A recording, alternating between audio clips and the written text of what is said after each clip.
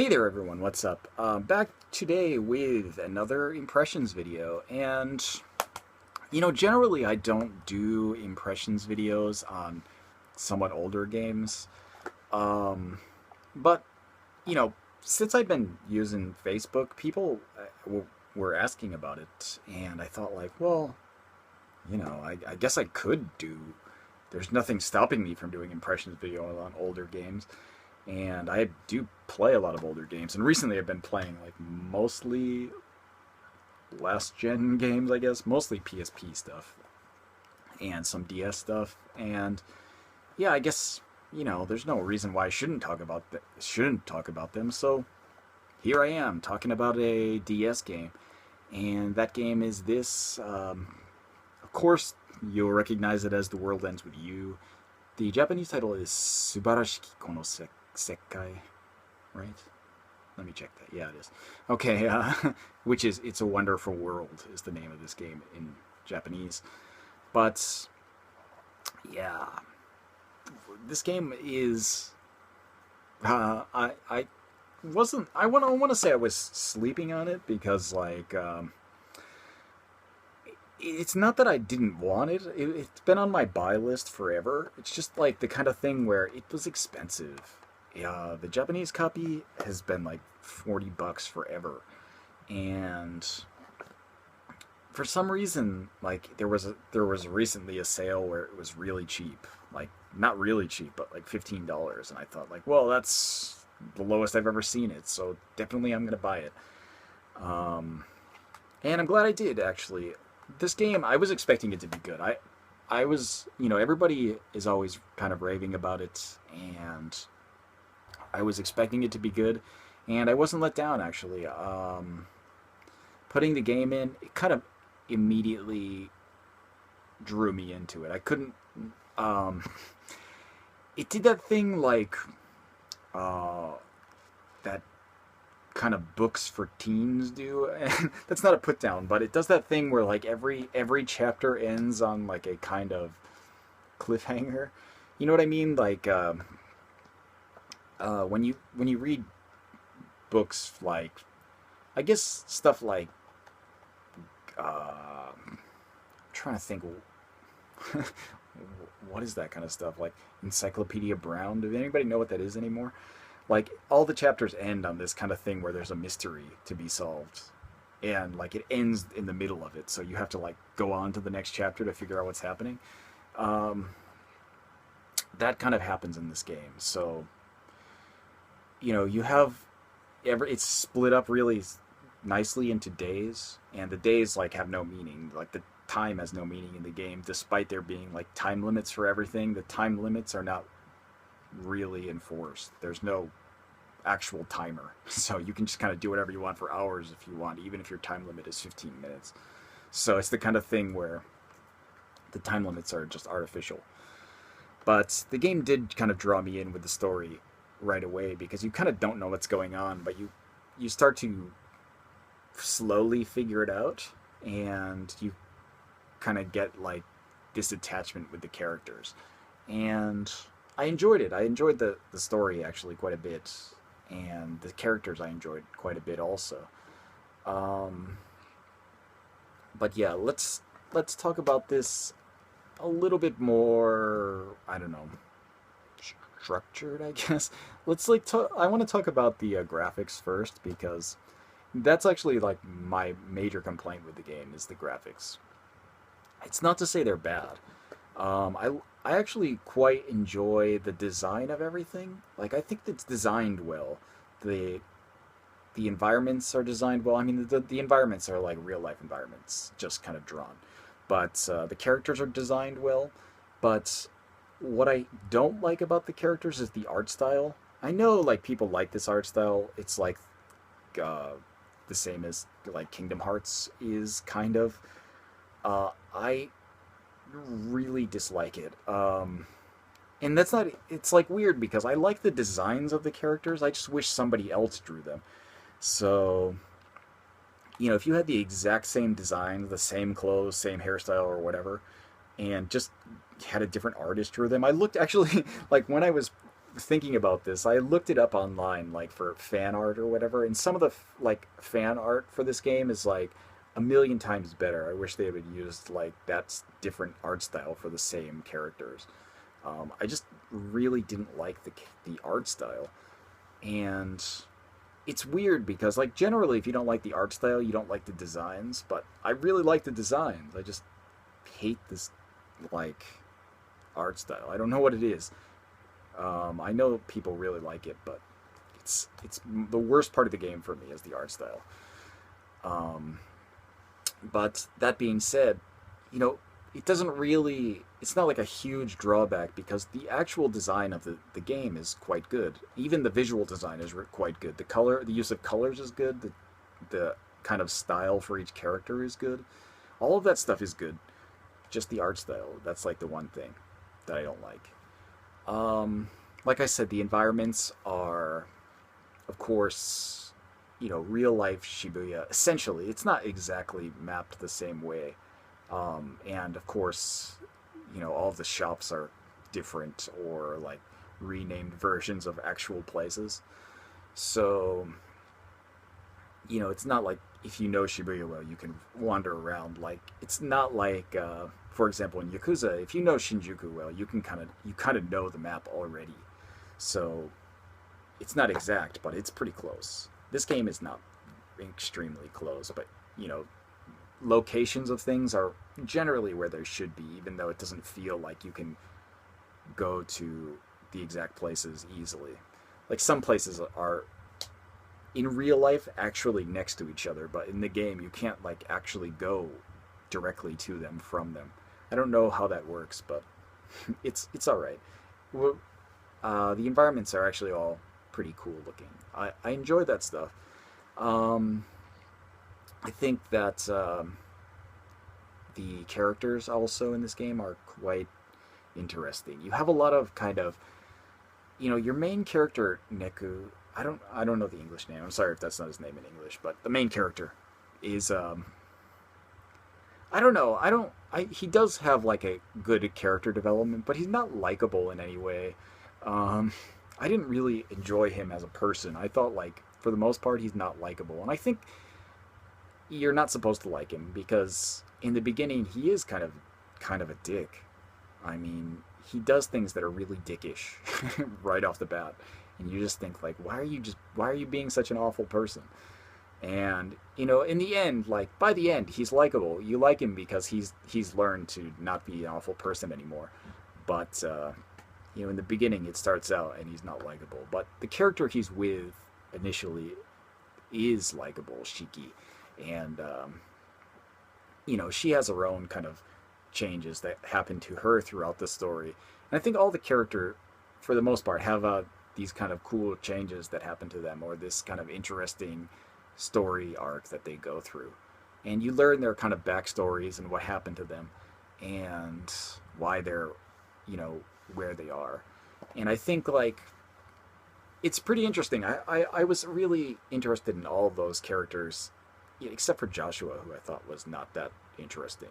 I mean, it becomes obvious why he's not that interesting later on, but like his story days were the weakest for me. Like he was not likable, and his character didn't change except for like the last day where suddenly he's like, you know, doing something that's totally out of character.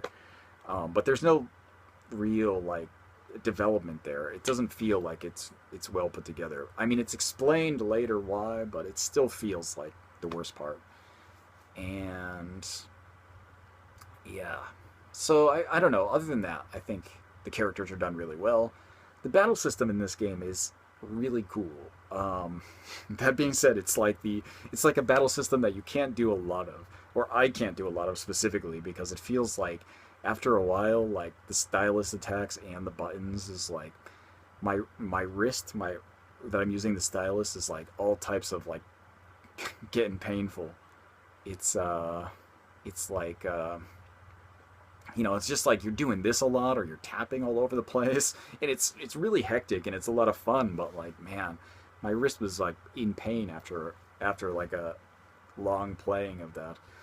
So that's the only downside, though. I think the battle system is really cool. It's really customizable. If you have like a way you like to play, you can kind of play that way, and you can change around your battle system and the way like you're using items. It's really in depth. There's a lot of kind of attacks and different options. There's lots of ways to like upgrade skills. It's really fun. I really like the battle system in this game. It came off as, I thought like initially that, you know, it was a little limited, and then like as it opened up, it got more fun, which was you know, a bonus. I really enjoyed the battle system in this game, and I initially thought like I'm not gonna like this battle system. It seems like too I don't know. I thought like initially it seemed like, man, what am I doing? What? How am I supposed to like pay attention to the patterns at the top and do like all this slashing and dodging at the bottom? Like, what is happening? But actually, like, it seems complicated, but it's actually not. So it turns out to be like a much, you know, pretty interesting system. Um, I don't know. That being said, it's not a very difficult game. There's not much you can do to lose. I mean, you can die, but if you die, you just can retry the battle until you win. You can even switch the difficulty on the fly to easy or hard or whatever for, you know, if you're having trouble with bosses. It's not an incredibly difficult game. So if you wanted to play everything on normal, you would probably have no trouble. I didn't have any trouble um, playing through the game. And I think like the only time, I think I only died on one boss, and it was because like when I walked into the boss battle, forgot to like re-equipped. It was like grinding for something, and I was using like a special set of skills that were like meant to raise some other abilities to get item drops, and then like I forgot to switch it back before the boss battle, and I died. So that was like the only time I had trouble with the boss, and I was not using my normal battle skills, I guess. Which, you know, like it's totally understandable. But beyond that, like most of the bosses are pretty easy, or like you know, like a good challenge, but not like so challenging that you feel like, oh man, I'm doing this battle a million times and I can't get past it, or like I really have to grind. I never felt like I had to grind at all, and a lot of times I didn't even feel like you could, you know, you would really, you know, you would benefit from grinding all that much, because leveling up your character didn't really level up your power so much as it just leveled up your health. Um, the kind of skills of the skills you pick and how you level the skills is like how you're doing damage. So, you know, a lot of that didn't really seem to, you know, it's not really helpful for grinding. If you like grind heavy RPGs, this is not one of them. But there is like some amount of grinding you can do if you want to kind of get hunt for skills. And there it does have this cool kind of mechanic where you can lower your level to increase drop rate, which is interesting. So like for example, if you're level 30, for example, and you have this kind of drop rate of 1 if you're all the way up at level 30, but you can lower your drop rate to like 20, and then your drop rate will go up to 11. So you minus 10 levels, but you gain plus 10 levels to your drop rate. And then if you do a 4 consecutive battle of 4 noises, I guess the noise they're called is the enemies. If you do 4 consecutive battles, your drop rate will multiply. So you can get like, you know, instead of a 1 drop rate at level 30, you can get a level, you know, like you can get like a 45 drop rate at, you know, level 20. So it's quite easy to get a lot of money or a lot of skills that you're looking for if you just lower your levels. It's a really good system actually. I really enjoyed that because it made the battles more challenging first of all, but it also made the getting rare drops that much easier. So there was a lot of benefits to that. I really enjoyed it. Um, what else? Uh, there's not much else to say. I think this game was awesome. It was a lot of fun. I'm sad that I didn't play it sooner. Actually, um, this is The World Ends with You. I really hope there's a sequel. Obviously, I'm glad there's not a sequel right now, actually, because I don't need carpal tunnel syndrome from doing the stylish dragging. But you know, if there is a sequel in the works, I'd be overjoyed to play it, and I would buy it immediately when it came out. So, yeah, that was The World's End Ends With You.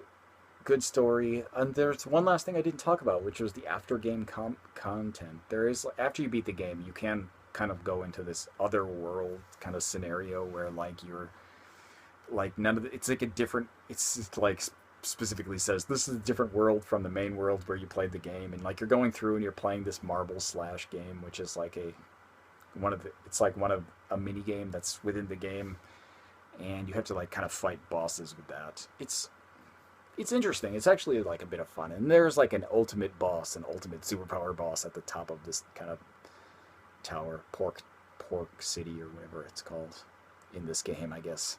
I don't know. I mean, I don't know what it's called in English. I have no idea, but they're all like um all the locations in this game, the buildings are variations on real life buildings. So like Pork City is like a actual place in Shibuya called Mark City.